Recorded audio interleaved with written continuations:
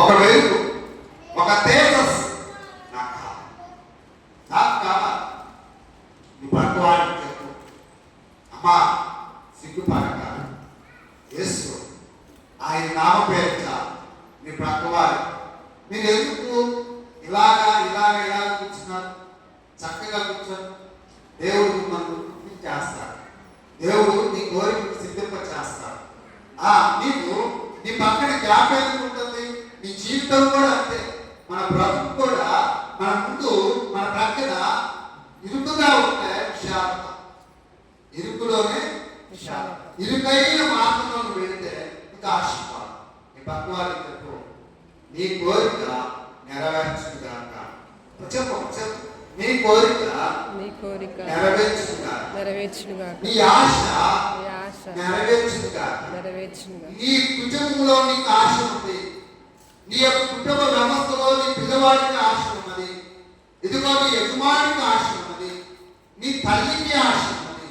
కుటుంబంలో ఎవరెవరు ఉంటారంటే ఎవరెవరు ఉంటారు కుటుంబంలో? తండ్రి, తల్లి, కుమార్తె, కుమారుడు, తర్వాత మన కోడలు, మళ్ళా భర్త, మళ్ళా కుటుంబం వస్తుంది. ఇలానే ఈ కుటుంబ వ్యవస్థలో కూడా వీరు ఉన్నారు. తల్లి ఉన్నది, తండ్రి ఉన్నది. వారి యొక్క విశ్వాసం, వారి యొక్క క్రియ, వారి సాక్ష్యం, ప్రియమైనటువంటి బిడ్డలారా, ఇవి కలగలుపుకొని ఆ కుటుంబ వ్యవస్థ నడుస్తుంది. అయితే ఈ కుటుంబంలో తండ్రి ఎలాంటి వాడంటే, తండ్రి అధికారం కలిగిన వాడు. ఎలాంటి వాడు? అధికారం కలిగినటువంటి వాడు. ఎలిమెలెకు ఆయనకు అర్థం ఏమిటంటే, ఈయన దేవుని యొక్క సర్వభౌమాధికారం కలిగిన వాడు. ఈయన రాజు. ఎవరైనా రాజు. రాజు అంటే ఆయన సర్వసింహాసనం ఎదుట నిలిచినటువంటి సర్వశక్తిమంతుడైనటువంటి సర్వభౌమ అధికారం కలిగినటువంటి నిన్ను నన్ను సృజించినటువంటి సృష్టికర్త అయినటువంటి ప్రభువైన యేసు క్రీస్తు యొక్క రాజు. ఆ రాజు ఎదుటకు కూర్చున్నాం. అందుకే ఆయన నీ కోరికను నీ ఆశని నెరవేరుస్తా. ఆయన అటువంటి నిరీక్షను కలిగి ఉంటాడు.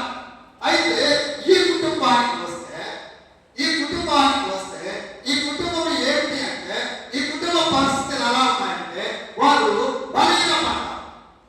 ఎవరు? బలహీనపడ్డారు, జారిపోయారు, బలహీనపడ్డారు. మంచివాడే, ఎలిమియకు మంచివాడే, భక్తిపరుడే, ఆయన క్రైస్తవుడు. ఆయన ఒక ప్రాంతం సమృద్ధి అయినటువంటి స్థాపకుడు. ఏదో చిన్న తన ఆలోచన, తన తలంపు, తన యొక్క తలంపు చేత, తన నిర్ణయం చేత, తన సన్నిధి నుండి మరొక సన్నిధికి వచ్చాడు. ఆ సన్నిధి ఎలాంటిదంటే, ప్రభువుని ఎరిగినది కాదు, ప్రభువుని చూసినది కాదు, ప్రభు యొక్క గొప్పతనము, సర్వభౌమ అధికారం కలిగినటువంటి సర్వశక్తిమంతుడైనటువంటి ఆయన మహిమను తెలుసుకోలేనటువంటి జనక మధ్య ఈ వ్యక్తి నిల్చున్నాడు. అక్కడ నిల్చుట వల్ల ఆడ జరుగుతున్నటువంటి పరిస్థితి ఏంటంటే, మంచోడే, మన బాబు మంచిదే, మన నాన్నగారు మంచివాడు, మన కుమారుడు మంచివాడు. ఒక రోజు పోయింది, రెండో రోజు పోయింది, మూడో రోజు పోయింది, నాలుగో రోజు మంచివాడు, ఐదో రోజు మంచివాడు, ఆరో రోజు మంచివాడే, ఏడో రోజు మంచివాడే. కానీ వాడు అక్కడ 12వ రోజుకి వచ్చారని వాడి వలన మంచివాడేమైపోయాడు. కాబట్టి నా ప్రియమైనటువంటి తండ్రి, ఇతడు క్రైస్తవుడే, ఎలిమేలు మంచివాడే. కొన్ని దినాలకి వారి స్థావరాల్లో మరొక స్థావరంలో ఉండడం వల్ల మంచి స్నేహాలను కలిసి కొనసాగుతూ అలా కొనసాగినప్పుడు ఆయన భక్తి జీవితము దినదినము చారిపోయింది, దినదినము వెనకబడిపోయింది, దేవునికి దూరం అయిపోయినా. నీవు కూడా ఒకసారి బయట, నేను మంచి వ్యక్తినే, నేను భక్తి పరుడినే, నేను ఎక్కడున్నా దేవుడిని ఆరాధిస్తానని నువ్వు అనుకుంటున్నా. కానీ కొన్ని దినానికి నిదానం